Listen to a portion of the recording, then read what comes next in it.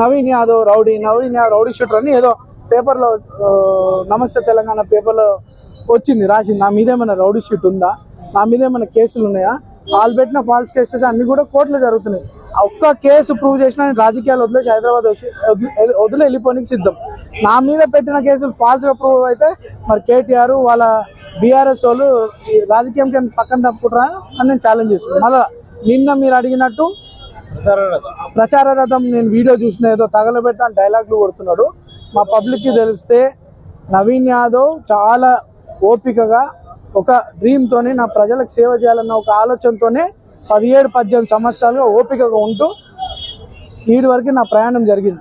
భవిష్యత్తు కూడా అట్లానే ఉండాలని అనుకుంటాం. మా పిల్లలు ఎవరికి కూడా ఆ తగలబెడతాడన్న విషయం తెలియదు. దానికి లీగల్గా పోలీస్ కంప్లైంట్ ఇచ్చినాం, ఎఫ్ఐఆర్ అయింది. Police will take action. ఫర్దర్గా బీఆర్ఎస్ వాళ్ళు పిచ్చి వేషాలు పిచ్చి తమాషాలు వేసుకొని ఇది నా ఇల్లు జూబ్లీహిల్స్, నా ప్రాంతం, ఎక్కడి నుండో వచ్చి ఈడ మనుషుల్ని కొడతాం తగలబెడతాం అంటే మీరు కాదు కదా, మీ బాసులు కూడా గల్లీలకి బయటికి పోలేరు అని చెప్పి సందర్భంగా తెలియచ్చు. మీరేమైనా అభివృద్ధి చేసి ఉంటే అభివృద్ధి కార్యక్రమాలు చేసి ఓటు అడగండి, అభ్యంతరం లేదు.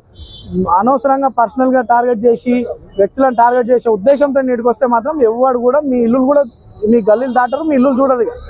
బీఆర్ఎస్ పార్టీ అమ్మని వచ్చి చూపిమారండి ఏం అభివృద్ధి అయింది, ఏం అభివృద్ధి అయింది. అభివృద్ధి అయిందంటే రోజు ఒక 4 మీద కేసులు అయ్యి అభివృద్ధి. ఇగో ఇక్కడ ఉన్నాడు సుందరు, వాళ్ళ ఎస్సీ మాజీ కార్పొరేటర్ ఎస్సీ ఎస్టీ కేసులు పెట్టిర్రు. చాలా అండి, ఒక్కటి కాదు, ఒక 500-600 మంది జీవితాలు పాడేసే పనిలో గత బీఆర్ఎస్ ప్రభుత్వం ఉండే. తొందరలో బీఆర్ఎస్ బాధితులది ప్రోగ్రామ్ చేయబోతున్నాం. ఒక్కొక్కరుగా జాయిన్ అయ్యి ఒక్కొక్కరు బాధ ముందు చెప్తారు, అప్పుడు మీరు చూస్తారు. నిన్న రేవంత్ రెడ్డి గారు సభ పెట్టిండు. సినిమా కార్మికులందరికీ కూడా ఇది చేస్తా అది చేస్తా అని చెప్తా ఉన్నాడు. రేవంత్ రెడ్డి గారు, నేను సూటిగా నిన్ను ప్రశ్న అడుగుతున్నాను, నా ప్రశ్నకి నువ్వు జవాబు చెప్పిన తర్వాత ఓట్లు అడుగు. ఇలా రేవంత్ రెడ్డి గారు కాంగ్రెస్ పార్టీకి ఇలా సినీ కార్మికులు ఎందుకు ఓటేయాలి? ఇలా యాక్టర్ అయిన అల్లు అర్జున్ గారిని జైల్లో పెట్టి అల్లు అరవింద్ గారు కంట తడి పెట్టినందుకు ఇవాళ ఓట్లేయాలని నేను అడుగుతా ఉన్నాను. ఇలా యాక్టర్ అయిన నాగార్జున గారి ఎన్కన్వెన్షన్ కూలగొట్టి నాగార్జున గారు, అమలా గారు, నాగ చైతన్య గారు, అఖిల్ గారు కంట తడిపెట్టినందుకు ఇలా కాంగ్రెస్ పార్టీకి ఓట్లేయాలని నేను అడుగుతా ఉన్నాను.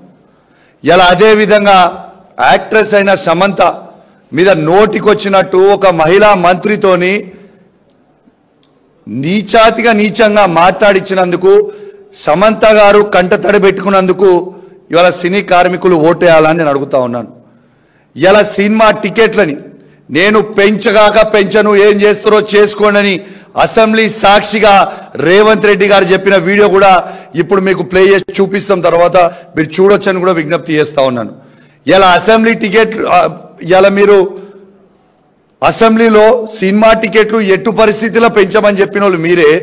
మరి ఇలా మీరే పెంచిన టికెట్లలో 20% మీకు ఇస్తాం వాటా అని చెప్పి ఎన్ని రోజులు అబద్ధాలు ఆడతావు రేవంత్ రెడ్డి గారు అని నేను అడుగుతా ఉన్నాను. ఇలా యావత్ సినీ లోకాన్ని ఆలోచించమని చెప్తా ఉన్నాను. ఏ విధంగా మన సినీ ఇండస్ట్రీని రేవంత్ రెడ్డి గారు ఇబ్బంది పెట్టినరో ఒక్కసారి మీ గుండె మీద చేసుకొని మీరు ఆలోచించుకోవాలని మీ అందరు కూడా విజ్ఞప్తి చేస్తా ఉన్నాను. కేసీఆర్ గారి ప్రభుత్వం ఉన్నప్పుడు సినీ ఇండస్ట్రీని పూలలో పెట్టుకొని, సినీ కార్మికులని పూలలో పెట్టుకొని చూసుకుంది కేసీఆర్ గారి ప్రభుత్వమా కాదా? ఒక్కసారి మీ గుండె మీద చేసుకొని ఆలోచన చేయండి మీ అందరు కూడా విజ్ఞప్తి చేస్తా ఉన్నాను. నిన్నటి సభ రేవంత్ రెడ్డి గారు పెడితే పట్టుమని 500 మంది కూడా లేడు. ముఖ్యమంత్రి హోదాలో పోతే 500 మంది కూడా సభకు అటెండ్ కాలేదు అంటేనే ఇలా సినిమా కార్మికులు మొత్తం కూడా కేసీఆర్ గారు బలపరిచిన గోపీనాథ్, సునీత గారికి ఓటేస్తామని డిసైడ్ అయిపోయారు.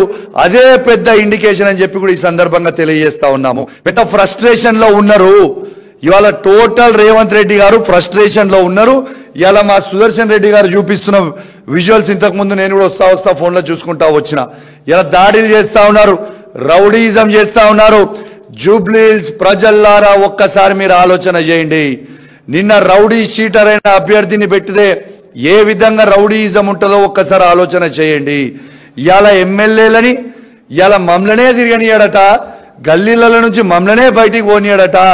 ఇలా మా పరిస్థితి ఆ విధంగా చేసిందంటే ఇలా జూబ్లీహిల్స్ ప్రజల సామాన్యుల ప్రజల పరిస్థితి ఏ విధంగా ఉంటుందో ఒక్కసారి మీరు ఆలోచన చేయండి. రేపు బాంబుని తీసుకొచ్చి మీ కుర్చీ కింద పెట్టుకున్నట్టే, కత్తులు తీసుకొచ్చి కాంగ్రెస్ పార్టీ రౌడీలకి మీరు ఓటేస్తే, బాంబులు తీసుకొని కత్తులు తీసుకొని మీ కుర్చీ కింద మీరు పెట్టుకున్నట్టే ఒక్కసారి మీరు అందరు కూడా ఆలోచన చెయ్యాలని మీ అందరు కూడా విజ్ఞప్తి చేస్తూ, జూబ్లీహిల్స్ ప్రజల ద్వారా ఒక్కసారి హైదరాబాద్ సిటీని మీ గుండె మీద చెయ్యేసుకొని ఇలా కేసీఆర్ గారు కేటీఆర్ గారు ఏ విధంగా హైదరాబాద్ ని అభివృద్ధి చేసిండో ఒక్కసారి మీ అందరు కూడా ఆలోచించాలని విజ్ఞప్తి చేస్తూ, మీ అందరికి కూడా నా చేతులు జోడించి మరీ కోరుతా ఉన్నాను. ఇలా కేసీఆర్ గారు బలపరిచిన గోపీనాథ్ సునీత గారిని ఓటేసి బీఆర్ఎస్ పార్టీని గెలిపించాల్సిందిగా కోరుకుంటూ సెలవు తీసుకుంటా ఉన్నాను. జై తెలంగాణ, జై కేసీఆర్.